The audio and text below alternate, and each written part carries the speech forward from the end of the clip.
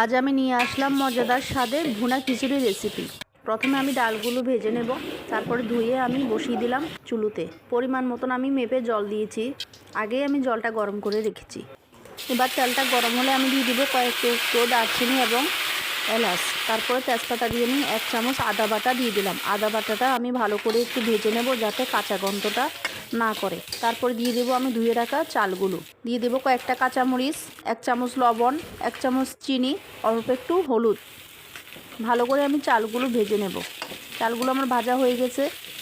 ডালটা আমি হালকা একটু সিদ্ধ করে নিয়েছি। এবার আমি দিয়ে দেবো ভেজে রাখা চালগুলো। এবার মিক্স করে নেব। চাল আর ডালের পরিমাণে জলটা ডাবল হবে। প্রায় হয়ে এসেছে আমার ভুনা খিচুড়িটা। এবার আমি একটা থাল দিয়ে ঢেকে রাখবো।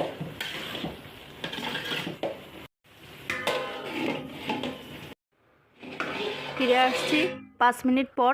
খিচুড়িতে যেটুকু জল অবশিষ্ট ছিল একদম টেনে গেছে এবং খিচুড়িটা ঝরঝরে হয়ে গেছে।